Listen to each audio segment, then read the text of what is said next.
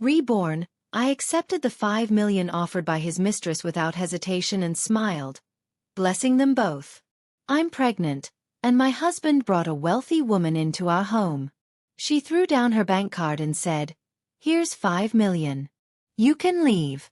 Looking at their faces, I was so furious that I almost lost my life and the life of my unborn child. When I opened my eyes again, I took the money and left, wishing them a harmonious marriage that would last 100 years. I threw the rag I still clutched onto the floor, lounged on the sofa with snacks in my arms, turned on the TV, and relaxed. I no longer cared who would handle the housework. I wasn't doing it anymore. While I was napping, my mother-in-law yanked me off the sofa onto the floor. "You lazy creature. All you know is how to eat and sleep. You haven't mopped the floor, washed the clothes, or cooked dinner. Are you trying to starve me? Are you trying to starve Oliver?" She pulled me by the ear, forcing me to stand as she hurled insults at me. In my past life, it was the same. My mother-in-law didn't like me and would hit and scold me over the smallest provocations. I grew up pampered by my parents. They never made me do housework, and we lived comfortably. When I first married Oliver, my life was happy and fulfilling. I even felt proud that my parents had misjudged him and that I had chosen the right man. When did everything go wrong? Perhaps it began when Oliver repeatedly refused to visit my parents. Or when his family wanted to buy a house, and I hesitated to ask my parents for money. Maybe it was when Oliver contacted my parents during my illness, and instead of support, they rebuked him. From then on, Oliver's family lost hope in me and became impatient, unwilling to support me anymore. When I first attempted housework, nothing went right. My mother-in-law's criticisms made me feel useless. Floors couldn't be mopped. They had to be scrubbed on hands and knees. Laundry couldn't be machine washed. It had to be done by hand. Even after cooking meals, I wasn't allowed to eat. I'd get only a little leftover vegetable soup with rice after everyone else had finished. "You're such a burden. This family can barely afford to keep you. Didn't you see the leftover rice from yesterday? If you're hungry, eat that. Fresh rice isn't for you." At first, when faced with such injustice, I tried to seek Oliver's support. "Oliver, look at your mom. She won't even let me eat. I worked all day. I'm exhausted and starving." Oliver put down his chopsticks and hugged me. "Dear wife, look at your hands, they've grown thicker. When did you gain weight? Mom is only doing this for your own good. Eating less is like losing weight. I work so hard outside to earn money just to support you and let you enjoy a comfortable life at home. You should also try to understand your husband." I pinched my hands, which didn't have much flesh, but I feared that if I did gain weight, Oliver wouldn't love me anymore. So, I took half a bowl of the leftover rice from the previous day. "Husband, we're out of grocery money. Can you?" Before I could finish, my mother-in-law cut me off. "What did you spend it on? You only buy clothes and makeup, don't you?" I quickly grabbed the accounting book. No, I didn't waste money. It was all spent on groceries. Look at the book. I've recorded every penny. When I handed it to her and Oliver, neither of them even glanced at it. Oliver waved his hand dismissively, and the book fell to the floor. He grabbed my hand and said, "Wife, I really need money for my career. My small salary barely supports the family. Can't you ask your mother for help?" My mother secretly transferred money to me twice, but when my father found out, they had a huge fight. I didn't want to strain their relationship because of me, so I refused further help. "Husband, my parents don't want to support me anymore," I said, feeling so wrong that I wanted to cry. I hadn't seen my parents in a long time and didn't know how they were. I truly felt unworthy. "Your parents think they're so great? You're their only daughter, and they don't even care about you. They make so much money, yet they won't help. Or are they just heartless? They said they don't want to help you and abandoned you. Now you live off us, eating and wearing what we provide. You can't spend money frivolously anymore." I touched my worn-out clothes. How could I be wasteful? I had only 500 yuan a month, which went entirely to groceries for 3 meals a day. According to my mother-in-law and Oliver, the meals had to include fish and meat. I even considered selling my blood. Oliver gave me no money, and the family was on the verge of running out of food. When I saw a flyer for selling blood on the table, I hesitated for a long time but finally went out. That evening, there was finally some meat for dinner, but as soon as I sat down, it disappeared in an instant. Holding my bowl of rice, I kept my head down, eating plain rice with tears in my eyes. After finishing all the housework, I finally lay down, ready to rest. Oliver came to me, and I quickly pushed him away. I'm a bit tired today and want to sleep early. But Oliver looked awkward. Wife, I want you to rest too, but Mom wants a grandson. My hands, which had been pushing him away, dropped. Whenever Oliver mentioned his mother, I couldn't refuse. I was exhausted, and my body instinctively resisted. I quietly groaned in pain, begging Oliver to be gentle, but he didn't listen. Oliver cared nothing for my body, only his own comfort. Sadness swelled in my heart, and I started crying silently again, remembering the nurse's warning after selling my blood. Based on your weight, you shouldn't have donated that much. Go home, buy fish, meat, and eggs to replenish your protein. Avoid strenuous activity and rest for the next 2 days. I thought if I endured and got through the month, everything would be fine once Oliver got his paycheck, and there'd be money for groceries. But I hadn't expected that once I started selling blood, it would be either none or endless times. I took the 300 yuan Oliver gave me for groceries and looked at him in confusion. Oliver, this isn't enough. The previous 500 yuan wasn't enough, and now just 300 yuan, it's really insufficient. Oliver handed me the bag of clothes he was carrying. I've had a lot of expenses this month, so there's only 300 yuan left. You need to be frugal. Wash and iron my shirt. I pulled a new shirt out of the bag, and the price tag read 900 yuan. It was the same brand I used to gift him when we first started dating. Now, he had spent 3 months' worth of the family's food budget on a single item. Soon after, I went back to the clinic to sell blood again. The nurse advised me not to do it anymore, as it was harmful to my health. With a pale face, I lay down on the hospital cot. It's okay, just take the blood. I can handle it. I'll sell it for 600 yuan. This time, I collapsed just a few steps outside the clinic. When I regained consciousness, I was in the hospital. I quickly got up and tried to leave. I didn't have money to pay for medical expenses. My mother-in-law entered and pulled me along briskly. You're so frail you could collapse in the street. Do you know how much it costs to stay here for a day? A nurse ran over and stopped us. Wait, you can't leave. My mother-in-law pushed her aside. What do you mean we can't leave? Your hospital is just scamming people out of money. You say people are sick when they're not, order a bunch of tests, then prescribe medicines that don't heal or kill, just to drain us of all our money. My mother-in-law raged in the corridor, while the young nurse blocking our way turned red with embarrassment. Patients gathered around, pointing at us. I blushed, lowered my head, and felt a shame I had never experienced before. After a while, a doctor approached. Is she your daughter or daughter-in-law? Do you know she's pregnant? She's very weak right now and needs to be hospitalized for observation. I looked up in astonishment, my heart filling with joy at the news. I was pregnant. This was Oliver's child and mine. We were going to have a baby. My mother-in-law's mood improved a little. I knew she had been waiting for this baby for a long time. I stayed in the hospital. The baby was already over a month along, but during that time, I had sold blood twice. I gently touched my still flat stomach. Baby, you have to be strong. It's all Mommy's fault for not realizing you were there. Mommy will make sure to protect you well in the future. My mother-in-law went home to pack things, but she didn't return until the evening. I used the money I earned from selling blood to pay the medical bills and had a good dinner with meat and eggs to nourish myself. As I began to eat with delight, Oliver entered the room. "Dear, did you know we're having a baby?"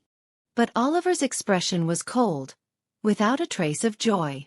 "You're quite ready to spend money on such a lavish dinner." I didn't expect Oliver, who always said he wanted a child, to react this way to my pregnancy. I was a bit taken aback, and the food tasted like wax in my mouth. I set down my chopsticks with trembling hands.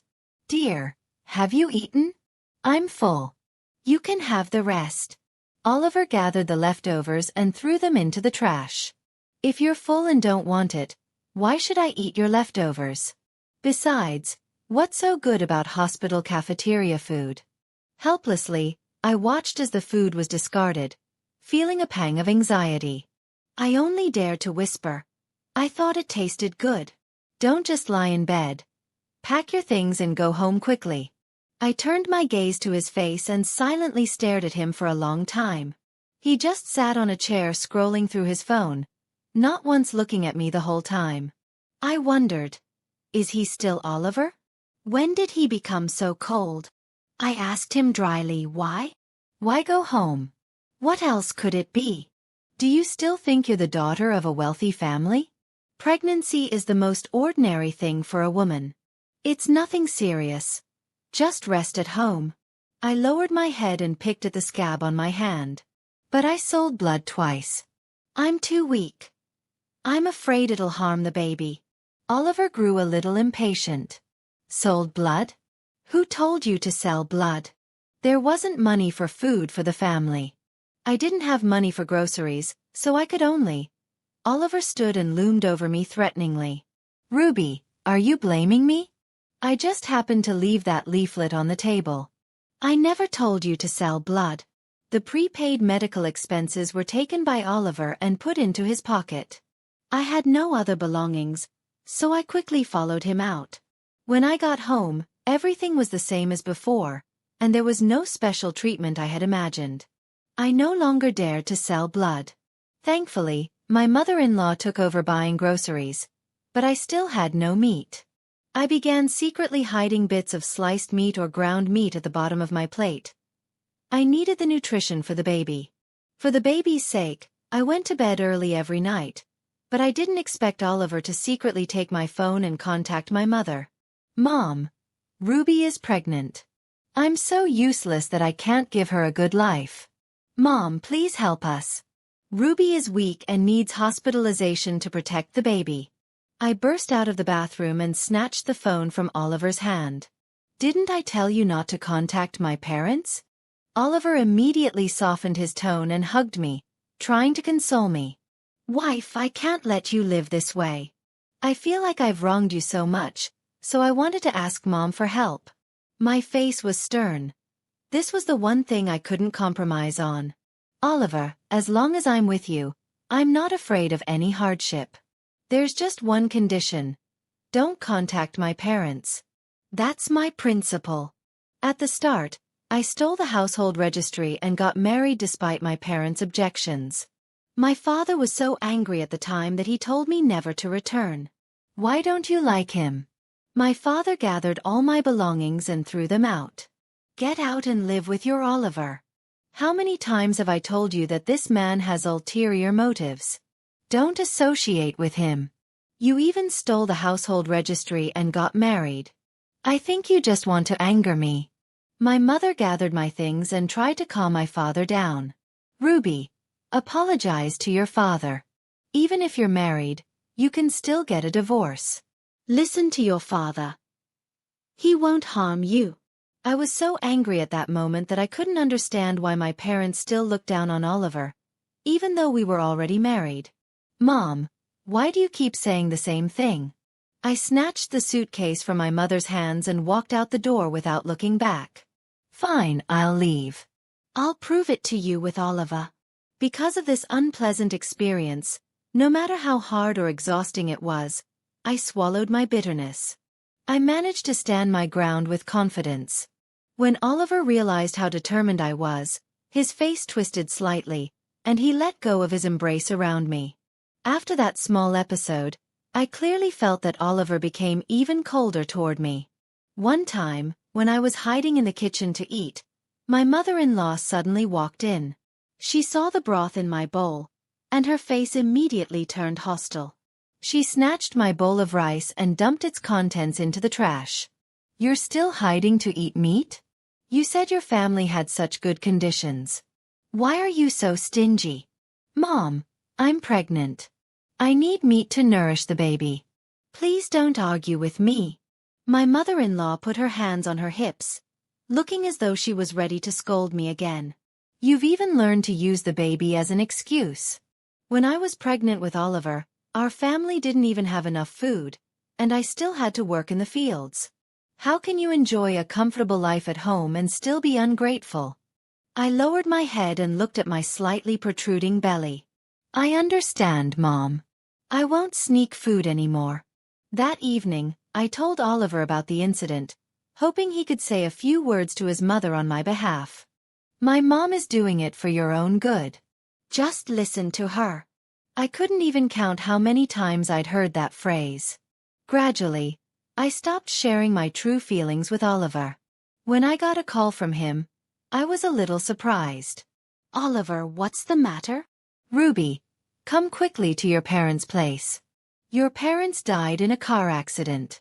As their daughter and son-in-law, we have to arrange the funeral."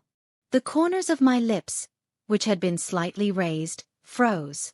My phone slipped from my hand and fell to the ground. Oliver was still saying something on the other end of the line, but I couldn't hear a word.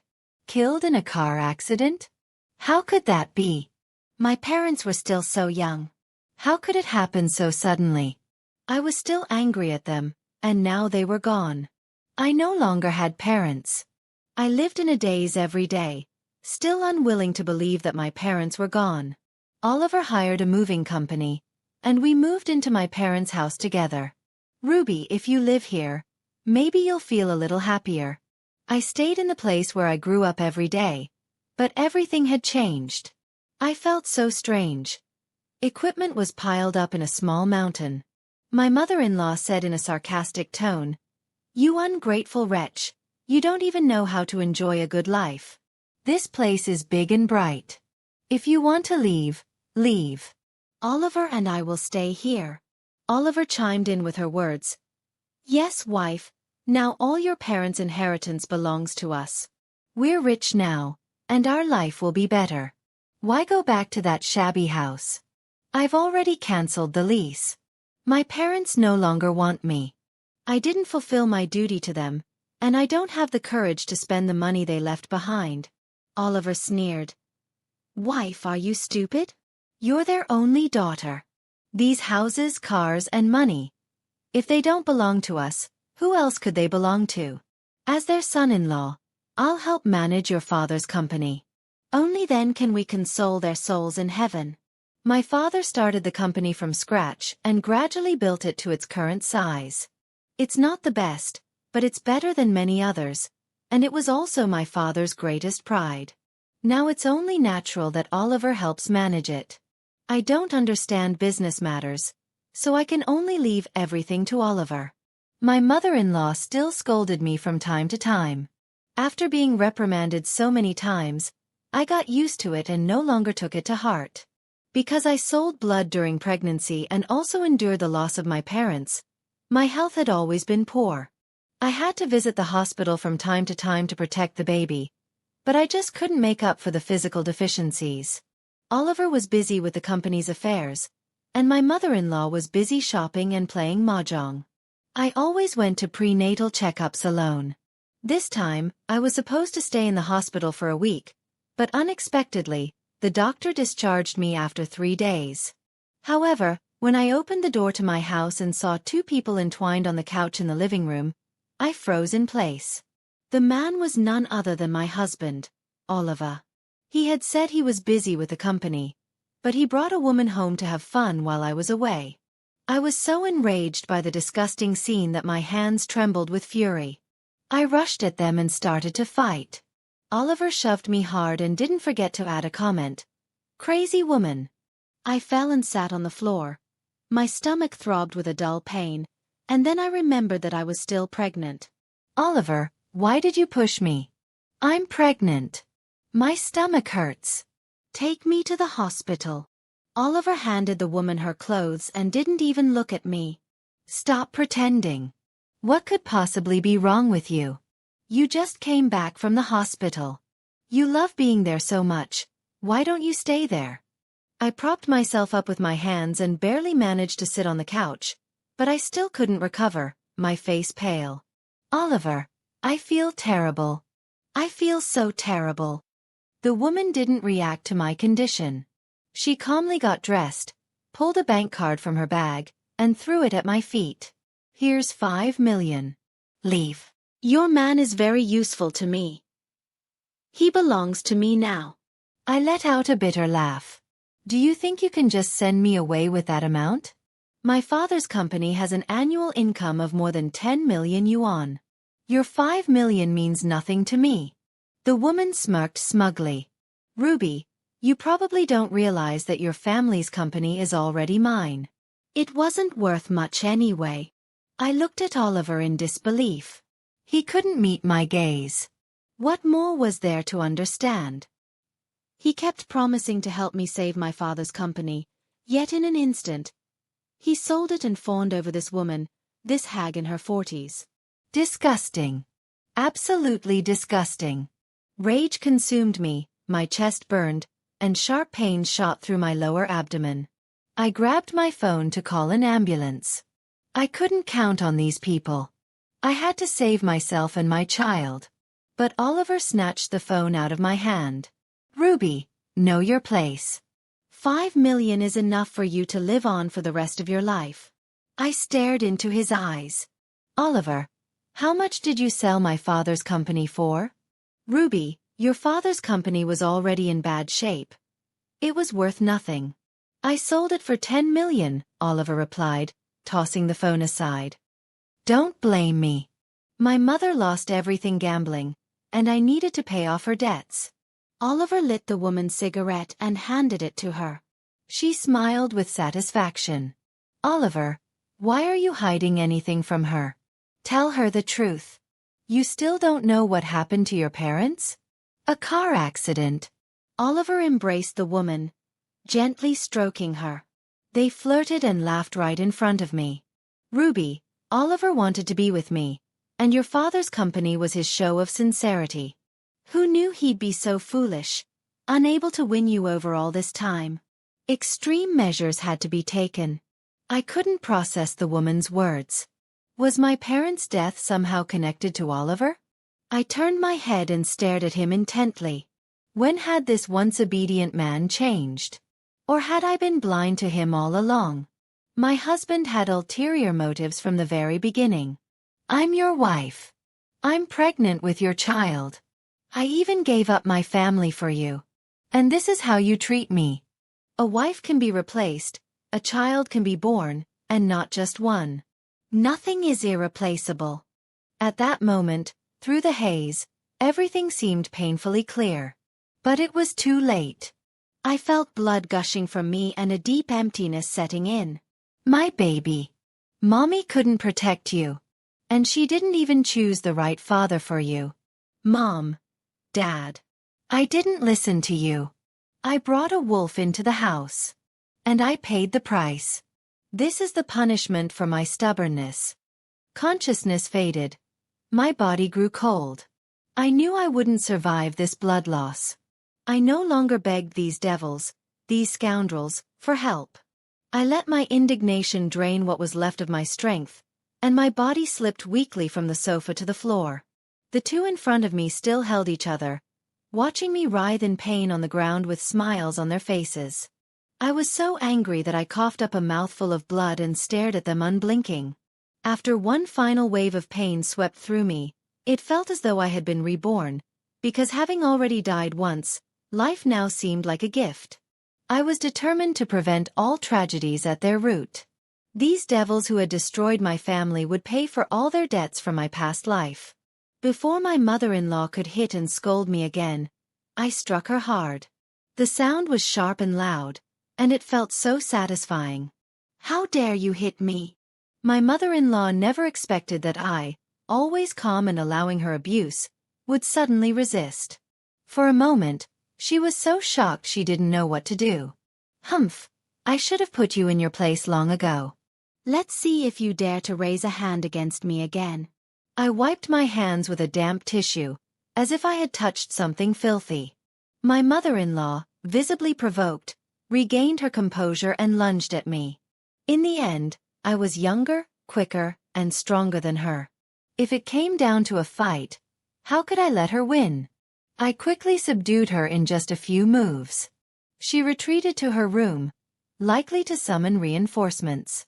Satisfied with the encounter, I didn't bother to escalate things further.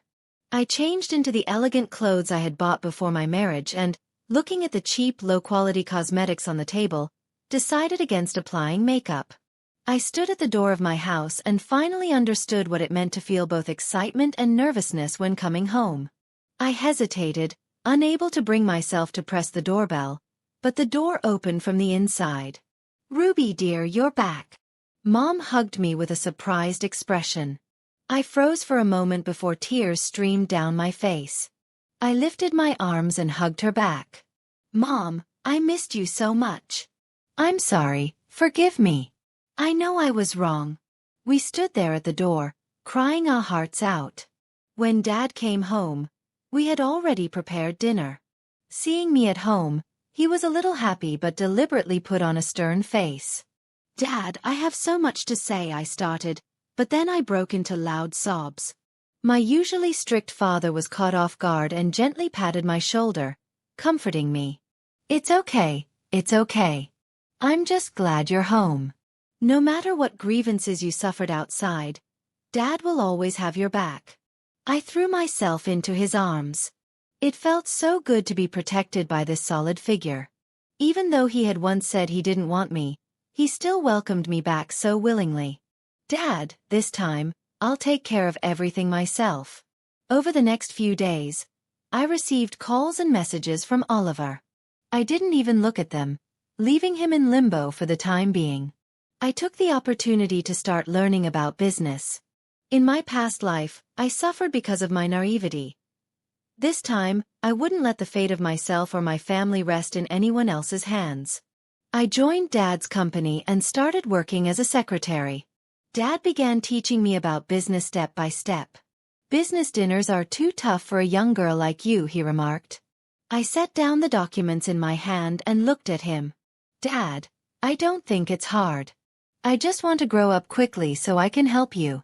Relieved, Dad smiled and began sharing tips on how to avoid drinking too much, how to fake drinking, what kinds of beverages to stick to, and how to take the lead at the table.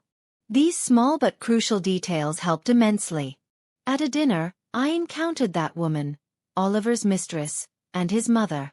By then, I could maintain a calm expression, looking at her without any emotional fluctuation. I just needed to deal with her like the others. When I went to the restroom to touch up my makeup, she stood next to me. 5 million yuan, and you let your husband be with me," she said. I slipped the card into my bag and simply replied, "I wish you a harmonious marriage for 100 years. Only a fool would refuse money. Even trash can sell for 5 million yuan. Gradually, I solidified my position in the company, and some people couldn't wait to cozy up to me. "Wife, I've quit my job to come help you. Dad handed the company's affairs to you, but it's too exhausting for a woman to handle alone. It's better if a man takes the lead," Oliver declared, his face unable to hide his greed. "All right, come and help me. There are some things that need to be put on the agenda," I said. Seeing Oliver's excitement, I felt a strange satisfaction. I appointed him as a project manager, a high-profile and influential position. "Wife, let me move in and live with you. Then I can impress your mom and dad," he suggested. Looking at Oliver at that moment, I wondered how I had failed to see his true colors in my previous life. I suppressed the hatred in my heart and casually came up with an excuse to placate him. "Honey, you know Dad never liked you. Let me convince him first, and then you can move in." Though reluctant, Oliver agreed to do as I said. When I got home from work, Mom asked, "Dear, are you still holding on to Oliver?" She looked worried, and Dad watched us silently from the side. Mom, Dad, it's all part of my plan to lure the enemy into a trap. Just wait and watch. Perhaps my confidence reassured them, as they seemed to relax for the moment. Dad believes in you. Do whatever you want. Be bold. Looking at Mom and Dad busy in the kitchen, I felt grateful that I still had time. I had caused this problem, and I would solve it myself.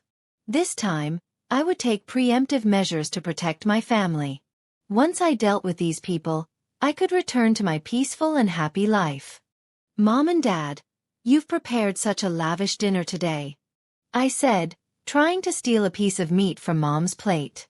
She smacked my hand away. We knew you'd try, she teased. At that moment, the doorbell rang, and William entered. When our eyes met, I realized Dad had invited him to pave the way for me. After dinner, William and I went to the study. I placed a teapot in front of him. I hadn't expected us to share tea face-to-face again like this. Our parents had tried to set us up in the past, but neither of us had been interested, and I had been with Oliver back then. Now, I thought, an arranged marriage might have been better. Then I wouldn't have had to endure that scoundrel. We'd always been friends, enjoying occasional tea and business discussions. Drinking tea is just an excuse. Talking business is your real goal, isn't it? I asked, pouring him more tea. So, William should be president, I added with a smile. Over the past 2 years, our families had maintained business ties. Though collaboration had dwindled, there was still money to be made together. William leaned back in his chair, his posture becoming more relaxed. Ruby, stop pretending. I know you well. You used to be so scatterbrained that I didn't even want to see you. When I saw the disdain in his eyes, I felt a little embarrassed. Why does Dad tell you everything? I chuckled. I could easily dig up all the dirty secrets about your good husband with a little probing. I share the information with Uncle only because I didn't want you to fall into a trap. We're good friends who grew up together, and I still care about you. I looked at the carefree man in front of me. There was no trace of the resolute and harsh person others described him to be. We talked until the moon began to set in the west, then returned to our rooms to rest. 2 days later, William's team released information about a public tender. I passed this great opportunity to Oliver. Soon, Oliver was beaming with joy, and it was evident he was becoming dominant in the company. Everyone cooperated with him to secure this major project. The finance manager came to my office with a complaint. President Ruby, Oliver doesn't know anything, and his tactics are too obvious. Are you just going to sit back and do nothing? The finance manager, an old partner of my father's, was more inclined to lose patience as a senior. I tried to calm him down. Uncle Jack, please bear with it for a bit longer. I still see this as an opportunity to reorganize the company. No sooner had I finished speaking than Oliver barged in through the door. Old Jack, what are you doing in my wife's office? If you have something to say it to me. He didn't knock, overstepped his authority, and disregarded the distinction between personal and professional matters. I gave him a faint smile. His arrogance wouldn't last long. Uncle Jack shook his head in disappointment, nodded at me, and left the office. Oliver approached me and began massaging my shoulders. Chills ran down my spine. I quietly avoided his touch. Suddenly, he grabbed and hugged me. Darling, I missed you. We haven't been close in a while. I should move in with you. Your mother is old. How can you not stay with her and take care of her, thinking only of yourself? This so-called filial son was always on his crazy mother's side. To my surprise, this time he hesitated for just a moment before gritting his teeth and insisting on coming home with me. It's fine, just show more filial piety to your mom. She'll be happy as long as she has money for gambling. So that's what he meant. I pulled out my phone in front of him and transferred 200,000 yuan to my mother-in-law's account. He happily went off to deliver the good news, but that evening, Oliver still didn't return home with me. He was dragged to business dinners for several days in a row. He didn't come home until after midnight and had to stay in the guest bedroom. This situation couldn't go on for long. I glanced at a message on my phone from my dear mother-in-law, asking for more money again. In less than a week, the 200,000 yuan was gone. I willingly transferred another 200,000 yuan to her. The next day, Oliver left work early, rushing after receiving a phone call. President William, it's time to close the net. All right, President Ruby, just watch and see. The next day was a beautiful Sunday. I invited my mom to go shopping. Why do you want to go shopping today? She asked. I took her hand and cheerfully strolled from shop to shop. Mom, the weather is great, and I'm in an excellent mood. It's the perfect day for shopping. Mom looked at my smug expression and playfully tapped her finger on my nose. Oh, I know you too well. When I got a call from Oliver, my mood improved even more. Darling, something happened to Mom. What are you talking about? My mom is fine. Mom looked at me questioningly. I waved her off and stepped into a quiet room. This is all your fault. You gave my mom so much money, and she kept gambling more and more. She got so worked up that she had a stroke and died. I was so angry that I laughed instead. This is my fault? You and your mother asked me for money, I gave it to you, and now it's my fault. Ruby, if you hadn't gone back to your parents, how would my mom have forgotten to take her blood pressure pills? If you hadn't left, you would have made sure she took her medication. How could she have died? So now it's all my fault. Oliver, think about what you just said. Isn't this madness? Ruby, come back right now. We need to send Mom off properly. I took the coffee handed to me by the shop assistant and reached for some tips to show my gratitude. I don't have time. The dead must be respected. Everything else should take a back seat. As the eldest daughter-in-law, you cannot miss the funeral. I'm very busy. I'm shopping with my mom, deciding whether to buy Gucci or Chanel. Hearing this, I immediately forgot about the minor unpleasant incident earlier. Oliver, you have that woman, don't you? Ask her to accompany your mother on her final journey. After those words, I hung up the phone and happily bought both bags my mom liked. Seeing my joy, my mom became equally cheerful. Mom, I invited William to dinner. Let's buy something delicious. At dinner, we had some wine. Afterward, we went to the study to drink tea and relax. I raised my teacup and clinked it with William's. President William, I want to toast to you. Thank you for helping organize this revenge plan. To a pleasant collaboration. William then detailed all the events I hadn't witnessed firsthand. Oliver was in a miserable state, dealing with his mother's funeral arrangements. The woman he had been involved with showed up, and they had a massive argument. Oliver discovered that she had deliberately come to boast in front of me. Furious, he struck her. You ruined everything. My plan is destroyed. Everything's in chaos. The woman, used to dominating, couldn't bear the humiliation. They started fighting at the police station before security could stop them. The police arrived and arrested them. Both companies had been bidding on a project from Williams Group. Williams Group reported them for financial crimes, providing evidence. Essentially, it was over for them. Prison was inevitable. I took the divorce agreement and went to the detention center. My wife, believe me, I didn't do those things. I'm innocent. Innocent? You didn't know, did you? She's a notorious socialite in her circle. She clawed her way up to that position on her own. Now she targets young, naive, and poor men because she has a host of health problems. Those in the company who conspired with Oliver were also dealt with, thanks to me. Dad was so furious he couldn't sleep for days after seeing how several long-term partners had betrayed the company he built from scratch. Mom took him on a trip to help him relax. I got my divorce certificate, just as I had wanted, at the entrance of the registry office. William gestured for me to get in the car. Every time I come to your house for a free meal, I feel so happy. Today, I'll host and celebrate your new life. Hearing this, I turned and looked at him seriously. William, you also. Also what?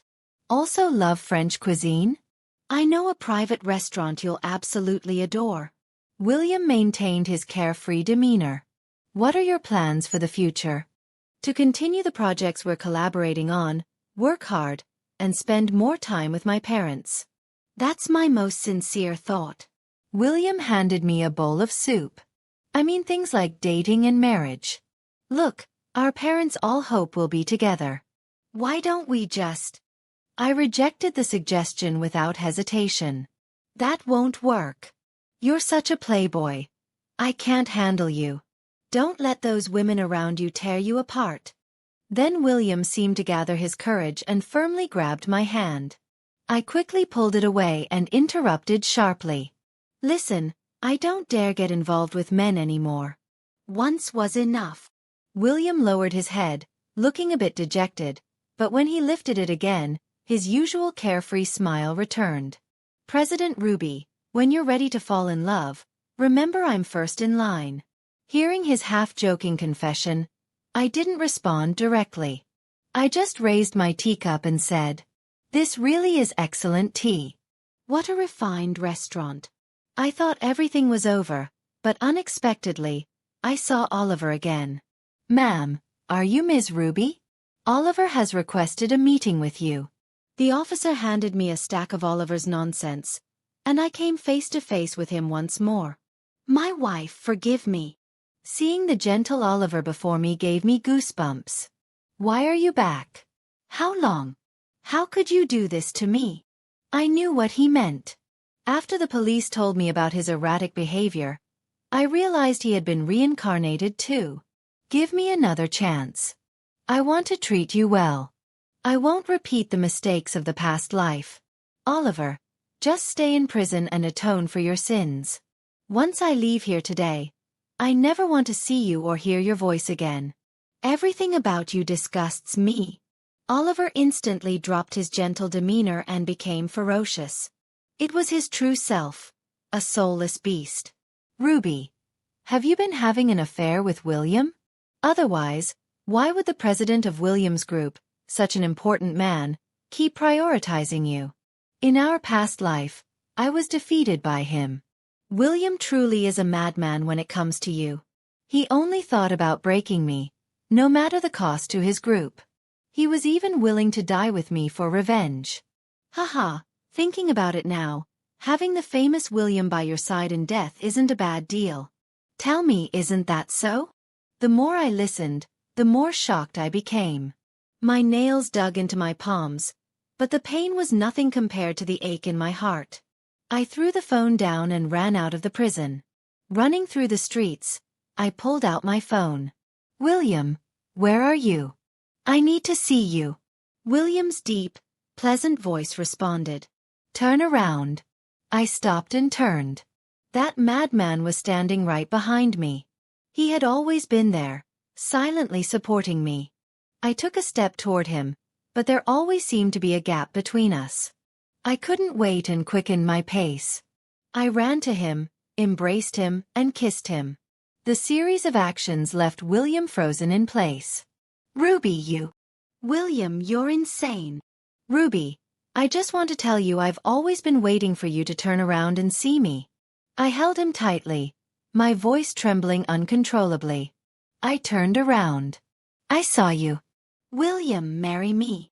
I never knew before that there was never a business marriage between us. I had always been unconditionally loved. Now I want to give us both a chance.